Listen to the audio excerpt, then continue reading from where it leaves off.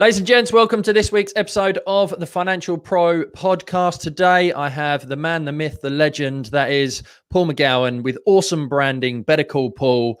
Friend, mentee, long-standing client, and now I'm proud and happy to say business partner going forward for the future. Paul, welcome to the show. How you doing? Thanks, Gary. I'm fine, thanks for having me. You're going to call me Ted? Who's Ted? I'm losing the plot today. Meeting myself coming backwards. Yeah, so how is it up there in Macclesfield? Is it nice and rainy, or is it sunny like it is down here in Essex? No, it's black cloud everywhere, and it's persisted down most of the day, which it does normally in Macclesfield. It's officially the wettest place in the UK. Oh, wow. So there you go, ladies and gents listening in. You could be in the worst places other than Macclesfield. So yeah, Paul, thanks for coming on. It's been a long time coming, isn't it, realistically? So give people a little bit of an insight to your journey into financial services. Where do I start? So I started off as an insurance agent, knocking on people's doors, collecting insurance premiums, which is probably some of your listeners might not be old enough to remember this. Some might be, but like the man from the Peru. But I worked for a company called Refuge Assurance, based in Manchester. I took the job as a trainee. Basically, I was going in the RAF, but my dad said to me, "You're not sitting on your house doing nothing all summer, so you can get a job." And I applied for it and got the job, and I just quite kind of liked it, really. I was going to do it for a few weeks, but I remember getting my first week's wages, and it was not shy of 200 quid, really, for my first week. And my brother was on a YTS apprenticeship as an electrician at the same time. His wages were 30 quid a week, so I thought there might be a bit of something in this. And hey-ho, off the journey into financial services went, really. So ended up getting my own sort of area. So I worked that area for 4 or 5 years, just selling whole of life industrial branch policies, as they were called then. So you'd knock on, you'd have an existing round of people, they've already got policies, so you try and sell them kind of more home insurance, even car insurance in them days. And then, part of parcel of getting the targets was I had to actually go and knock on doors cold and say, "Hi, I'm the local insurance agent, and I call next door," kind of thing. We do this, that, and the other. So that was a fantastic grounding. And then kind of sort of progressed up through the kind of sales route. So I was what they call a live sales inspector after that. And then I moved up to branch manager, where I had about kind of 20 staff under me, youngest one in the country at the time. I was making good money. I was sort of in my mid-20s at that point, just got married. And I said to my wife at the time, "I can't do this anymore." The sales pressure was horrific. I'd have to phone my staff in the evenings. How much of business have you done today? And then I had to ring the regional manager, and I couldn't bear it anymore. And I just said to my wife, "I can't stand this anymore." And I was being courted by a company called Allied Dunbar at the time. People may remember them. Got a bit of a bad rep in our industry, but I learned everything I know about financial services working for them for a couple of years as a self-employed consultant. And left them, went to Royal Sun Alliance as a tied rep for a couple of years, which was pretty good, but they shut the sales force down, self-employed again. And then at that point I thought, I'm going to go IFA because nobody can close the business down other than myself, and became an IFA for quite a number of years. I kind of sort of progressed from there, really, into where we are now. We've been through a lot of changes business-wise whilst we've been going through that journey. I had quite a reasonable sized business with 8 advisors, 3 directors, 3 admin staff. And I found myself going back about 2011. I had a kind of nervous breakdown. I was off work for 18 months due to a marital breakdown, and sort of went through some kind of tough times and realised, what's life all about? Slugging your guts out, working 80 hours a week for what? And once I got myself back together, I went back to the business and I said to the other guys, "I'm going on my own." And 3 months later, whilst we were sort of closing things down, they both left the industry. I got rid of the advisors because, in fairness, we're kind of average advisors, probably doing, going back that 10, 12 years ago, probably earning 30, 40k a year, which was fairly average, really. We weren't making much money off it. And I've just kind of potted along since, earning really good money, working when I want to, etc. And then And then I met you, and you lit a fire under my arse. And now things have changed. I've got an admin, got an office, looking to take an advisor on in the next couple of months, and got a real kind of clear plan and kind of exit strategy from the business over the next 3 to 5 years. It's a family business. My daughter works for me full time. My other daughter's joining me as an advisor. My wife works for me doing marketing and stuff. So we're a kind of smallish family business, but probably looking to grow to, another 2-3 advisors, and I want to hand over the mantle to the girls for them to kind of take the business forward, really. So that's a long answer to a short question, really. and a long journey condensed into a short period of time. But there's so much we can talk about in this, and I'm going to come back to the mental health bit later, because this week is mental health week anyway. It might not be at the time you're listening to this, but I think there's a really vital thing that we've spoken about before, particularly in financial services and mortgages, where burnout is real, slogging your guts out, working stupid hours every single day for the sake of what. But we'll come back to that. Just going through your journey, you started in insurance. And, I was back in the days pre-credit crunch, 2003, old school mindset and mentality. Back then, prior to, let's say, compliance, it was all about people, right? Yeah, absolutely. Yeah, absolutely. That's all it was about. And the difference now is it's mostly about paperwork. Yeah, we love it, don't we? Yeah, it was. I mean, when I first started, I started in 1986. So, when I say I've been in the industry a long time, I really have been in a long time. But I was 5. Yeah. Pardon? I was 5. Yeah. Oh God, please don't do that. But yeah, I mean, that was in the days before any FCA regulation. There was no fact finds, there's no terms of business. There's none of that. I just had a rate book in my top pocket and a whole series of proposal forms, and you go like selling, and that's really what it still is about. That, to be honest, I mean, the compliance is important. Absolutely, the industry does need to be regulated, because there are people that probably still, even this day, don't do things as they should do. But we're in a sales job, and sometimes I hear advisors, say, the class themselves not as salespeople. I'm a financial advisor, but we're a sales, but it's a people business at the end of the day, and people like people, hopefully, and that's how you do it. And some of those, the reason why I wanted to reference that is because the transactional side of things takes precedent now. And you and I are massive fans of estate planning, life insurance, critical illness, all that kind of jazz. But for the new advisors who are listening to this, what are some of the things that you got trained way back in the beginning that you're still using today that are like part of your foundational principles as an advisor? I mean, when I properly set up in business, it was as a mortgage broker, as it was, 26, 27 years ago. But we always used the mortgage as the route to get the bigger income stuff, which was the protection. And I think it's gone with a lot of advisors. There's some good people in the industry, don't get me wrong. And, I've got a lot of friends in the industry, and some, they do quite a lot of insurance. But I still, by the same token, know a lot of people, who do volume mortgages, and we talk to each other, and they say, I haven't got time to do the protection, which is just absolutely wrong. It's just totally wrong. You're saddling someone with a massive debt. You've got to make sure they protect it. And I suppose that's why the mortgage was an afterthought to us. I didn't even really think, we didn't charge fees at that time, because nobody charged fees. You just relying on the prop fee, which were probably less than what they are now. So you had to get the insurance, because that's where the money was, really. And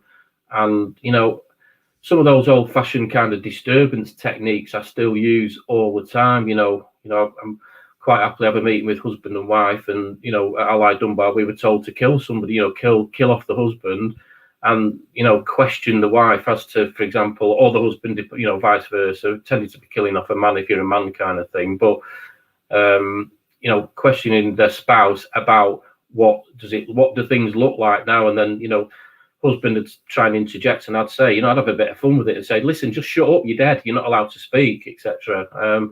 And really making people feel a bit of pain, because unfortunately people don't buy insurance unless you make them feel a little bit of pain, really, and make the problem as big as it possibly can be, so they'll take some kind of action. And when all said and done, we're doing the right job, aren't we? So I don't feel uncomfortable doing that. Yeah, I was trained in an era of, difficult conversations. I was 2003, but my managers were people who started in the industry at the same time as you. So the influence that I had was, same thing. You sit across the desk in the Woolwich or the Connells in front of somebody and you say, "You're dead. What are you going to do? Don't talk." Yeah, And it's that mentality. And particularly in today's day and age as well, where mortgages in Corona and COVID times and lenders pulling, deals left, right and center and changing criteria every 2.5 minutes, the pounds per hour ratio of insurance to mortgage just doesn't match up either now. No, it doesn't. And I think, I think a lot of brokers, potentially going to come unstuck. We're all like, on the pig's back, as they say up here in the Northwest at the minute, because, the stamp duty holiday, there's a pent up demand for people wanting to improve the home or move home, etc. But I can remember, in the 25 odd years I've been doing it, we've been through some lean times, and, particularly credit crunch. I mean, the business just fell literally off a cliff at that point. And I'm just sort of glad that I've never been a one-trick pony. I mean, I've been doing estate planning for 20 plus years. I've always been big on insurance, whether that's kind of personal stuff for, personal customers. I do a lot of corporate protection. And I always have done so, in times when things go get tight, and they do, because it's cyclical. Everything changes. Nothing's consistent in our industry. If you've got other things that you can potentially sell to your clients, it's like utility warehouse. I do utility warehouse as well. I make a little bit of money off that, etc. So you just need like various sort of strings to be pulling in terms of, creating those multiple income streams coming in. And if you're not doing it, it's something you really should get good at doing, to be honest. And some people listening to this will be focused on, learning mortgages is hard, learning insurance is hard. There's so many different nuances and everything else. But there is the thought process for quite a few people in this industry around being a jack of all and a master of none, because you're doing mortgages, you're doing insurance, you're doing estate planning, you're referring out to the pension advisor, you're doing utility warehouse, you're doing all these different things, and you've got great armory and strings to your bow. How do you manage to do that? Apart from the fact that you are an absolute machine, but it's all about good fact finding skills. Obviously, you've got to do the soft fact things to do, to get the reasons why people want to do something, want to buy something, the disturbance, all that kind of thing, their dreams, their aspirations, etc. But really, sort of on the hard kind of facts is drilling down. I mean, I suppose because I've come from an IFA background. I know the questions I don't actually fill a fact finding. People might go, "Oh, you don't fill a fact finding." Well, I don't. I have a notepad because I just know the questions to ask because I've been doing it so long. But I suppose for newer people, you've got to have a process, you've got to have a structure. And if you haven't got those questions, in your current fact find where, there's a lot more detail around protection that you need to be asking, have you got a will? And always ask about people's pension funds, because I know, I'm not an IF anymore and I don't give advice, but I know so many people have got these old kind of style pensions and they're high charging, they're not in the right kind of investment sort of strategy where they should be. And people just don't know what they don't know, really. And I'll just say particularly around the kind of pension stuff, when was the last time somebody looked at it? There's a massive shortage of IFAs, isn't there, really? And advice is diminishing. There's less people giving it and more people needing it, kind of thing. And if you just know a little bit about something, and my sort of favorite saying I say day in, day out is people don't know what they don't know. If you've got a little bit of knowledge, that knowledge is power. And at the end of the day, if you can refer people to get a pension review done to an IFA where, most IFAs will do it. They don't charge for the initial part of it, but strike up a good relationship with somebody. I mean, I get regular kind of commission shares and fee shares and from an IFA that I use, and it works. And ultimately, for me, you're doing a better job for the client as well. So, and I suppose you're ring fencing that client, because if you don't sort of explore what pensions are and all that kind of thing, there could be another IFA come along and nick all your business, kind of thing, because that's what happens in our industry. So.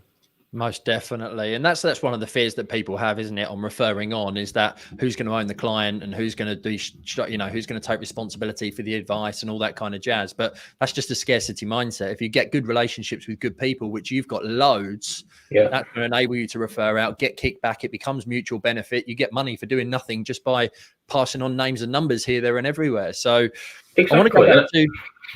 Go on. I'll say exactly. And the other thing not to forget is if you get a relationship with, I've got 2 or 3 IFAs that I sort of kind of, I know. And sometimes you might find that, you could potentially introduce one client to one because it's a better relationship or, personality kind of fit.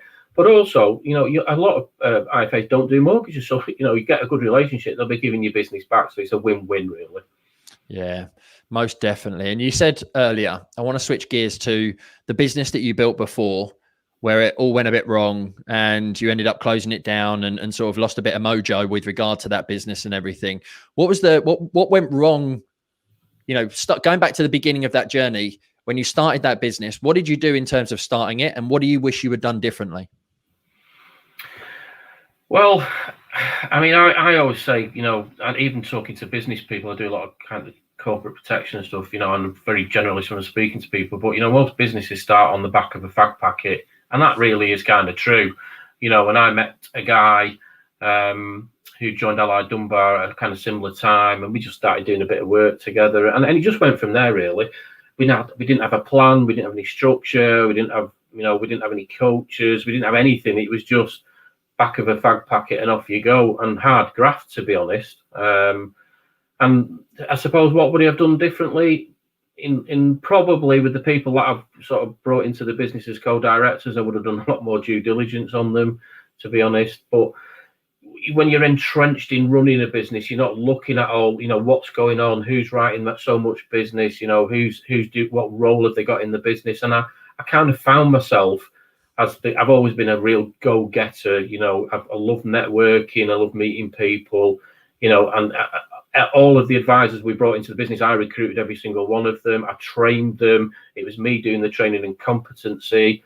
And in reality, I was still writing, going back 10 years ago, I was writing 100K a year business then, which was probably twice, as much as the best advisor in the business, as well as doing everything else. And, but yeah, I think I probably would have done a bit more due diligence. It's wonderful, if you know now what you would have known then, or however they kind of say that saying, things would have been kind of different. But I think the big issue as well is not being in control of your own kind of destiny. You're in business with a couple of other directors, and you're just a bit green when you start a business. You don't think about these things. Where's it going to lead to?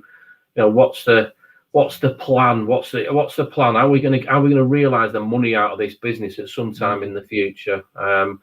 And the other guys I were with, they just didn't think like business people. They were advisors, really. They weren't entrepreneurial. They weren't a business kind of person. So yeah, there's lots I would have done differently, really.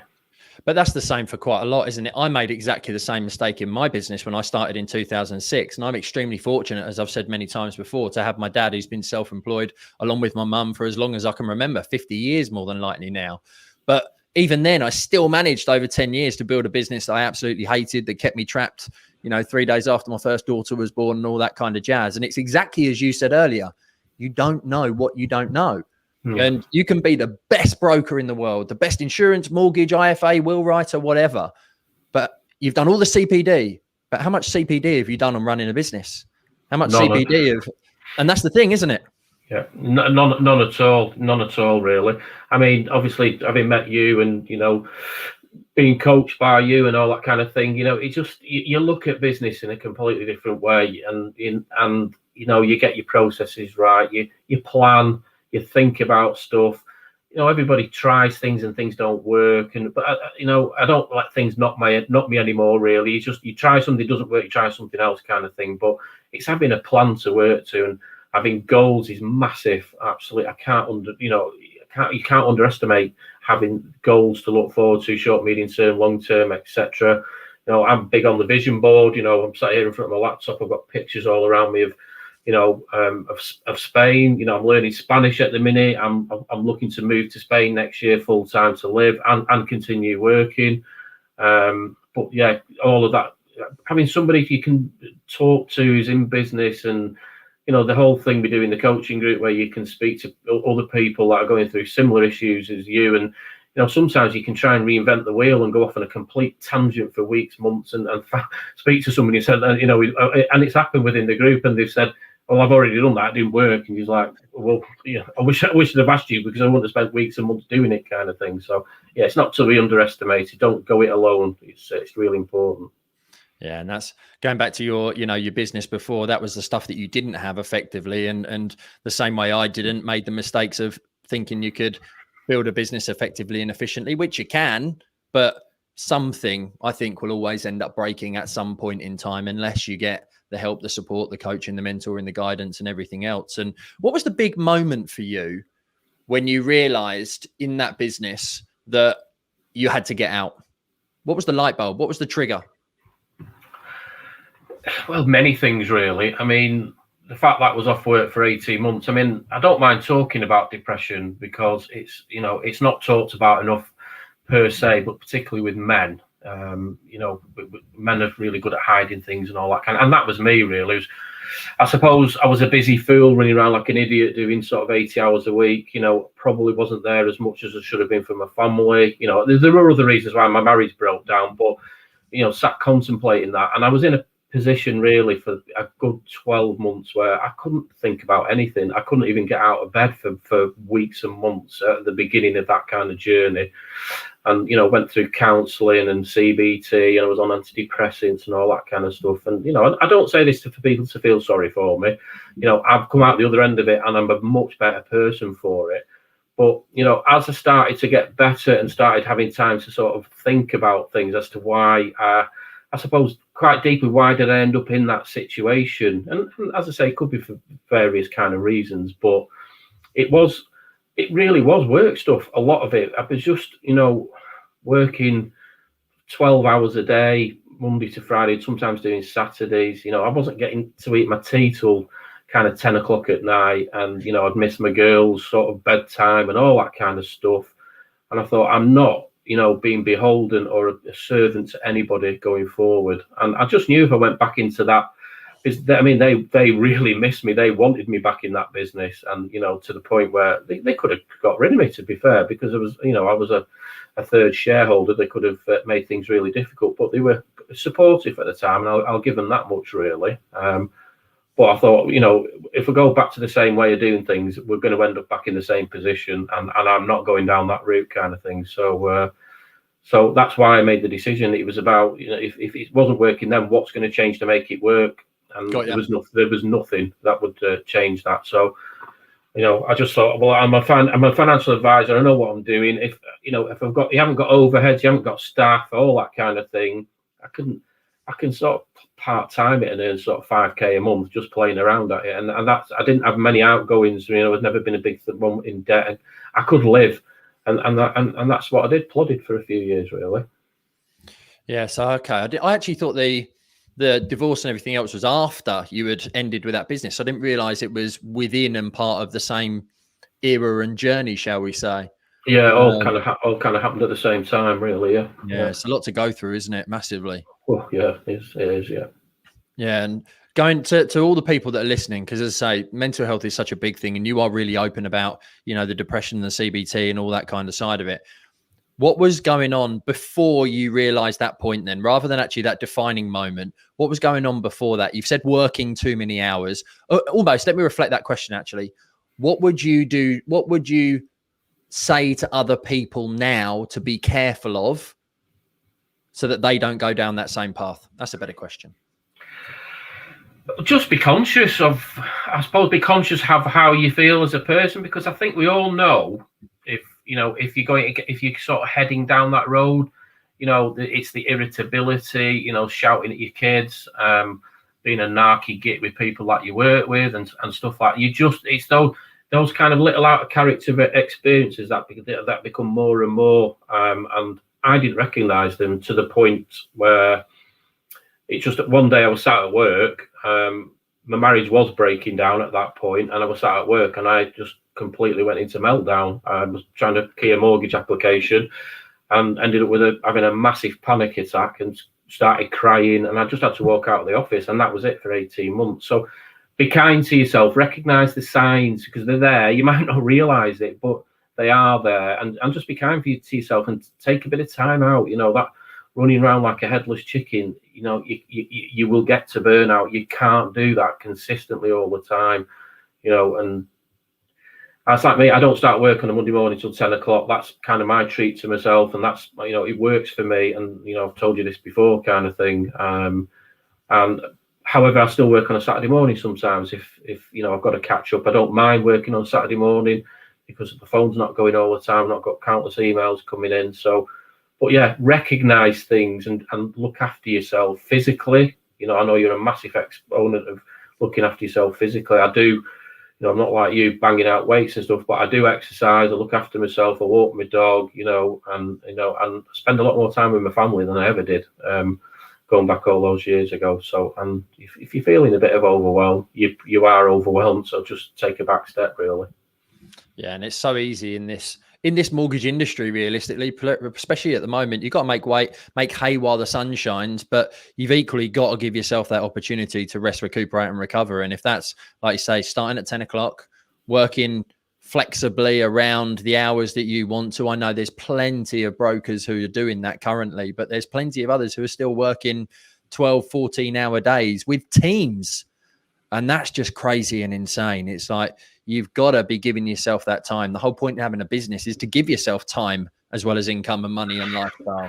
Yeah, well, you might as well be employed. You might as well be employed. I could probably, you know, I don't know. I don't know what does mortgage advisors earn employed. I don't know. But, you know, 40. If I was just probably you could do 60, 70K a year stood on your head, really, employed, and not have all that sort of, you know, have all that admin support and everything else that potentially goes with it. So yeah, it's a fine balance, really. But, you know, self-employment, you know, having your own company gives you choices, doesn't it? I like my holidays, you know, pre sort of COVID, I'd be away sort of 10 weeks a year in Spain, and you'll still do a bit of work, and, you know, when I'm away kind of thing. I don't mind doing that, but yeah, it's interesting. Yeah, most definitely. So what's going to be kind of next for you, or what was, let's not go to next. What was, getting your fire back into your journey and everything else? What have you been doing differently this time around? You mentioned goals, you mentioned processes, you brought your daughters into your business. You know, you've got branding. What made you go with the better cool pool side of things? Well, the branding just came from, I mean, I do a lot of networking, and I've worked with the guys, a kind of marketing consultant. He's done some bits and pieces for me, you know, with regards to social media and lead magnets and that kind of, you know, stuff that I've learned, you know, through the academy and stuff like that. And we're just having a bit of crack one day, and he was saying about, do you watch Breaking Bad? I said, yeah, I love it. And he said, have you watched Better Call Saul, as it's known? I said, no, I've not really gone on to the next sort of series of it, or, you know, the next sort of part of the sort of the whole series. And I started watching it, and we were just having a bit of fun. And he said, you know what? He said, you should use that Better Call Paul as your branding. I went, oh, bloody hell, that's a stroke of genius. And I thought, yeah, I really like that kind of thing, because it's just me at the minute. You know, we may have to sort of tweak the branding going forward, because, you know, my daughter's coming in and stuff like that. But it's been absolutely brilliantly. The reactions I've had from people, you know, particularly because we're all doing so many more Zoom meetings with clients. And I've had 2 meetings already today, and people have picked it up in the background and said, I love your background kind of thing. And we've sort of carried that right through the website as well. You know, all the colours, the brandings are similar colours and stuff like that. And in fairness, it just makes me stand out from, you know, there's quite a lot of mortgage brokers and people buy people, don't they, kind of thing. But I'm just a normal working class lad from, you know, up north, as you know, as we would say up here. And I don't wear a pinstripe suit. Never have. I've never worn suits, to be honest. I often go to the meetings in you know, face to face in a pair of trainers and a pair of jeans kind of thing. And I feel confident enough to do that, because at the end of the day, I know what I'm doing, really, and I've got nobody to impress. And I just try to sort of convey that to people, that you deal with a normal person. That, you know, I'm not a highfalutin, you know, IFA driving a Porsche and wearing a pinstripe suit. That's no disrespect to people that do that, but it's just not me, and I wouldn't be comfortable doing that. And it's worked brilliantly, I have to say. Yeah, and what's been the big lessons and learnings that you've you know, been putting into action over the last 2 or 3 years that have really made a difference to your business? Goal setting, processes, branding, anything else that other people can take away and kind of learn to implement into their own businesses? Belief is a massive one, really. You know, I think we can often underestimate ourselves, that, you know, we can't, and vision is a big one as well. It's just, what do you want to be? Where do what do you want to look like what does a business want to look like? What do you want to look like, kind of thing? And I suppose when you put it all together, for me, I feel like I've got a proper business now. It's not a massive business, it never will be a massive business, but we're great at onboarding clients, so we're a lot better. Still not perfect, but a lot better looking after clients. The processes are slick in terms of using decent systems and stuff like that, and being able to sort of identify, I suppose, other areas where we previously probably might have been missing things where we could have sold something into that client, and just being able to report on stuff and all that kind of thing. But for me, it's both my girls followed me into financial services, really, and I don't maybe they saw me as a bit of a role model. I don't know. In fairness, I've never asked them really. But my eldest daughter went to uni. She studied business at school, studied business at uni, and she ended up working for a national broker in an admin kind of function. It just gives me great pleasure that hopefully that she's going to come and join me, and my other daughter works for me full time as well. Is to have that whole family business thing for me is fantastic. The buy-in is great. I mean, I've had advisors in the past, and they don't care. They don't really care at the end of the day. All they want, give me some leads, give me some money at the end of the month. They've got no kind of buy-in. So for me, the family business is where it's at. For me, it works for me. But just having that vision of the girls taking it over, me being a mentor to them, and because they're young, they don't understand business, and get them to a point where they'll even become better than I will, kind of thing. And ultimately, I'll be able to still continue to take an income. I don't aspire to want to sell the business off at any point. I'm going to give the girls shares in the business, so they've got ultimate buy-in to take it to a new level. And it's a legacy, really. I think is the driving factor for me, to be able to do that. Yeah, I love that, and that's always been your mission and goal since we very first met.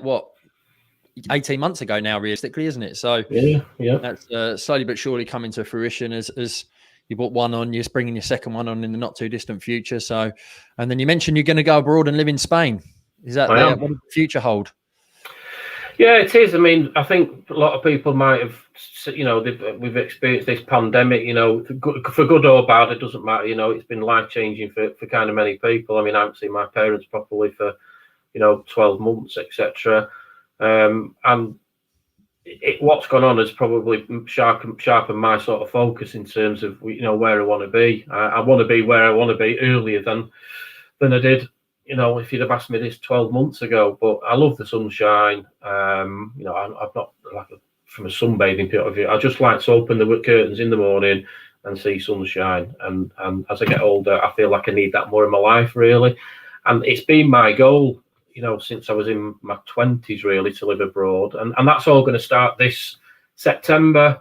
I met Joanne, my wife, on Tinder, of all places, 3 years ago. And yeah, listen, guys, it still works in your 50s, so crack on if you're single. But Joanne's the love of my life. It's unbelievable. You go through, I suppose, so much turmoil in your own personal life, and then you meet somebody who's just you connect with on every kind of level. And we have a laugh together, we like going out together, we spend all time together like mates, etc. She wants to do exactly what I want to do, so we've decided. Joanne's son Connor, he's doing music at uni. He's not been able to go to uni in his first year, as the normal kind of environment that they would experience, and he's going off living with his pals in Manchester in September. So we've decided we've got a motorhome. We're going travelling for the next 12 months, maybe a little bit longer if we find different places. So we're going to travel in the UK through the summertime, and then in the winter this winter we're going to go to Spain for 3 months, and then hopefully if things go to plan, I'll get a place next year in Spain and kind of flip between the UK and here, and then probably over the next couple of years sort of permanently move there for good, kind of thing.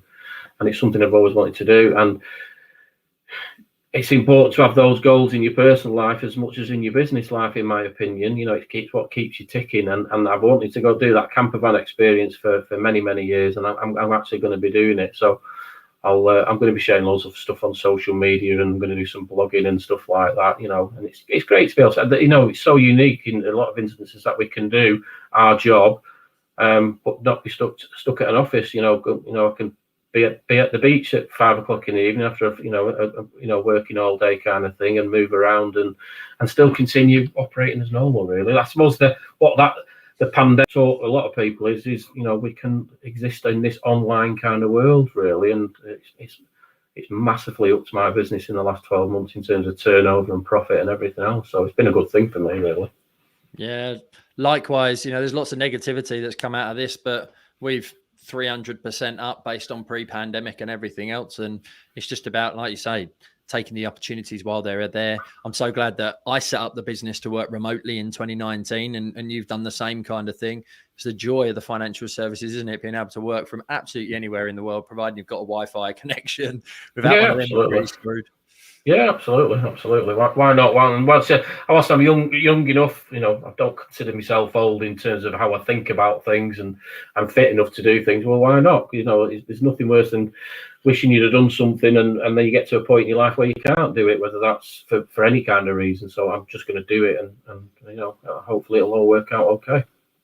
Yep. And then the final piece of the puzzle, then, just as we come to a close with this episode, is talking about estate planning, which we haven't mentioned all yet. You are a massive, huge advocate and fan of estate planning, more so than mortgages. I know why, but will you tell our lovely listeners as to what is it about estate planning that's so attractive, and why should they be considering it? Well, obviously for many reasons, I suppose. I mean, I got into it about 20 odd years ago when I was an IFA, and it probably, as an IFA, you probably ask a few more questions you would do as a mortgage advisor. And one of the things is I don't know if I can only go off the fact finds I see, but on the fact finds we use, I've seen it where there isn't a question about, have you got a will? And I used to ask that question all the time with people. And then, most people would say no. The odd people would say yeah. I suppose that's sort of statistics in the industry is something like 70% of people haven't got a will, and the ones that have got one, is probably half of them, it's probably the wrong one, because people don't know what they don't know, my favourite saying. But I do a review meeting with a client. Have you got a will? No. You'd recommend you'd put something in a suitability letter. You need to go and see a solicitor to make one, etc. And then we go back and do a review a year later, ask the same questions. You get the will. Well, no, kids had after school club or trips or United was on, or whatever the case may be, and this went on for sort of 2-3 years, and I had an opportunity to go and do the exams many years ago, the Society of Will Writers, probably a bit harder then than it was now to get into the estate planning kind of arena. And then I just I kept asking the question, and people say, no, well, listen, I can help you with that. I can do that for you now. And it just went on from there, really. So as an additional income stream, it's unbelievable what you can earn from doing estate planning. Estate planning is trust, helping people with mitigate long-term care, all that kind of stuff, bloodline planning, lasting power of attorney. There's a number of kind of products, etc. So as an income stream, it's good. It's not good, it's fantastic. I've probably earned 40-50% of my income from estate planning, and I earn really, really quite good money. So without going into lots of detail, but also you're doing a fantastic job for the clients, because I say to people, families, mum and dad, if you got killed in a car crash, you haven't made a will, you've not made appointed guardians, you're just leaving a potential mess there for the kids, family members who might want to look after them, but social services get involved and all that kind of stuff. It's just, you just don't want to leave those kind of stones unturned, really. So it's a good job for the clients, but also the referrals you can get from it are just incredible if you work it properly, because obviously within a will there's various kind of roles that need to be fulfilled. So there's potentially there's guardians if they've got kids, you've got executors, you've got trustees, you've got attorneys, etc. And if you kind of have a system in place where you can get to speak to these people, and I do, mean, I say to the people that I arrange estate planning for, I want to speak to your guardians because I want to tell them what their role is, what's involved. Off the back of that, we often do family income benefits. We call it guardianship insurance. So mum and dad will take out family income benefit policy. Obviously, if either of them die, they get it. But if they both got killed in a car crash, God forbid, or died shortly after each other, you put the trustees down as the guardians. So you've got another protection sale. When you sort of couch it in that way, you're not selling a life insurance policy. You're solving a problem. And when you sort of real personalize it around the kids, people buy it. I know almost every time I get one. So I'll ring the guardian and say, look, mum and dad have left some life insurance in trust, God forbid the worst happens, which will help bring up the kids and not have to spend mum and dad's inheritance to bring them up, etc. And I'll say to them, you need another executor, because obviously you'd be each an executor of each other's will, but we need a safety kind of fallback position if something happened again. So let's have another executor, etc. So I reckon if you do mirror wills with a couple of LPAs, which is kind of standard kind of package that I do, you could probably potentially pull 5, 6, even 8 referrals out of each package that you do. And if you follow them up, I get very little pushback from, the odd people say I've got a will and, I don't want it reviewed. And that's fine, just move on to the next one, really. But most people like the fact that you've actually done, you said, look, I want to speak to you, and they're grateful that you've explained what the role is, what they're getting into. Because giving kids to somebody else to bring up if somebody dies, it's a massive thing. You got to, I'd say to the parents, if you're nominating guardians at trustees, think about where they live, think about, are they in the same kind of geographical place? You don't want the kids to have to move school and all that kind of. So your kids want, God forbid, it does happen. People do get killed in car crashes. The kids want continuity in their life. They want to be brought up by people they know, etc., etc. That's what they would want. So as a referral machine, it's unbelievable. And getting new customers is not easy. I do a lot of things on social media, Facebook, LinkedIn, all that kind of stuff. But those are a lot easier referrals to get, and it's like a conveyor belt, really. You end up, and sometimes in a lot of instances, you end up doing an estate planning package for them, and the process starts again, and you get another referral. And when you're doing your estate planning kind of fact find, you're coming in as an estate planner, not a financial advisor. You're asking all these questions, because you need to know how much mortgage you've got. You need to know how many pensions they've got. You need to know how much life insurance they've got, how much savings they've got, etc., etc. And they tell you. I found when I was an IFA, asking people about how much they've got in investments, sometimes they wouldn't tell you the whole facts because they think you're just going to try and flog them something. As an estate planner, you need to know that kind of thing. And have you got life insurance? Yeah. When did you take it out? When was it last reviewed? Same for the mortgage, etc. So not only get referrals, you cross-selling opportunities are massive, really, and it's brilliant. I've been doing it for years, and I love it. I suppose it comes across that I am dead passionate about it, because it's a good thing to do, and that's, I suppose, in all the years I've been doing stuff. As I said at the beginning when we were talking, I don't just do mortgages. I do a lot of other stuff and derive income streams from many places, and we make it too difficult sometimes for ourselves, people, I've met advisors spending thousands of pounds on Facebook a year, and I'm not saying you shouldn't do that, but you should have, various kind of marketing strategies. I just see estate planning as a marketing strategy. It's just another marketing strategy. Yeah, I love that, Paul. And I know you're a massive fan of it, and your passion comes through in terms of how much you talk about it and everything else. And to summarize this for people who are obviously listening in, if you're a mortgage advisor, you're getting all the information that you need to be able to give the advice to your client on a will and on insurance. The mortgage is the easiest opener to get insurance and wills.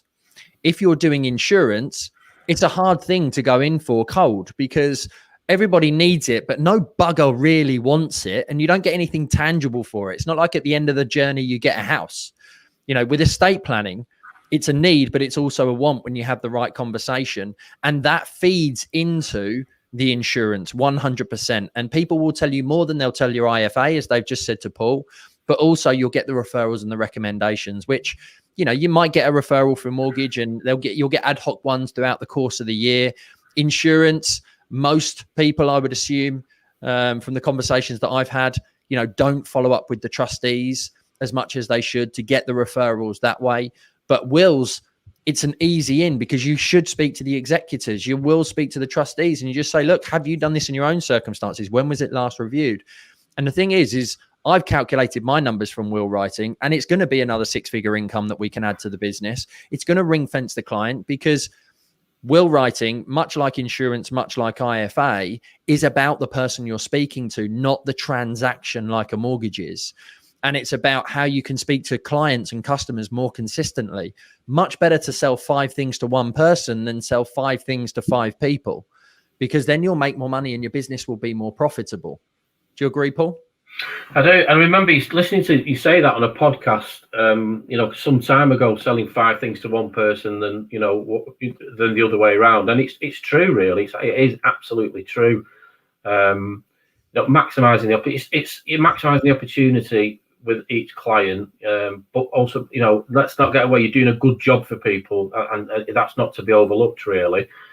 But I suppose the other thing as well, from taking the estate planning one step further, is talk about a couple of examples of clients I've spoken to in the last 2 days, right? So one, spoke to a guy yesterday. It's a mortgage inquiry. It's going nowhere, to be honest. He's a first-time buyer. He's not got a big enough deposit. Trying to buy £500,000 property down in London somewhere. He's miles away on the deposit. That, for most brokers, would be the end of the conversation. But it wasn't for me, because I said, well, listen, I'm a mortgage broker, but I also do this, etc. That led into a conversation about wills, and he said, but me and my wife were only talking about this last week. We haven't got a will, we've got a young child, etc. So we had a brief conversation. So I've got the will to do, talked to him about guardianship insurance, gave him a quote there and then for an FIB policy, family income benefits, 40 quid a month. It's 800 quid commission. I'm sure you'll know the numbers, etc. And I wouldn't have got that had I not asked those other questions. But then I had a meeting with the client yesterday. It's a simple kind of will, they're not very rich, but one of the questions we ask when you're doing estate planning and taking an instruction or talking to the client is, are you going to get any inheritance? Do you expect any inheritance? He said, well, actually, yeah, there's 3 siblings. I've got 2 other brothers. So there's 3 of us. We all expect to inherit about 100 grand each. Mum and Dad have got a kind of modest estate. They've got a house that they own that's worth about 250 grand and some savings, etc. So they only expect about 100 grand each. And I explained to them about, well, your inheritance could be impacted if your mum or dad need to go into long-term care, because your inheritance will get diluted or potentially disappear. So I've now got a referral to mum and dad to talk to them about some kind of lifetime trust planning, which is more high-end. That kind of package is going to be £3,000 to £4,000, etc. So it's just it just keeps leading to one thing to another. But you've got to ask the questions and not be afraid to discuss it, and not think about every opportunity, because that person you're speaking to has probably got parents, probably got brothers and sisters, they've got friends, all that kind of stuff, really. Yeah, and I said right at the very beginning, my whole principle of this podcast and of Financial Pro and of the Pro Academy is helping you to build a more successful business, giving you the knowledge, the education, the inspiration, the motivation to make sure that you can build that more successful business, and showing you ways in which you can increase your profit margins is exactly what it's all about, developing your knowledge. And I've been working with Paul as a coaching client for nigh on 18 months now. And with his experience in estate planning, we effectively got together at the end of 2020, and he propositioned me on setting up a training company to help financial services professionals and mortgage brokers, insurance advisors to become estate planners. We were meant to run our first cohort in December, but the good old COVID got in the way. But we're trained 25. Cohort number 1 is 25 mortgage brokers to become estate planners. We branded the business. It's a full-blown limited company. Inside, we've got a couple of other business partners who have got 40 years combined experience in estate planning. It's called Estate Planning Pro, and we're going to be running consistent cohorts throughout the course of the year to help you bring new income streams to your business. What was your reason for wanting to set this up, Paul? And I cover the marketing side, and I've got the audience, shall we say, is that side of it. If anyone's wondering why Paul's come to me, there's no point in trying to, effectively trying to find what I've already got in the podcast and in the audience and the database and the emails and the community.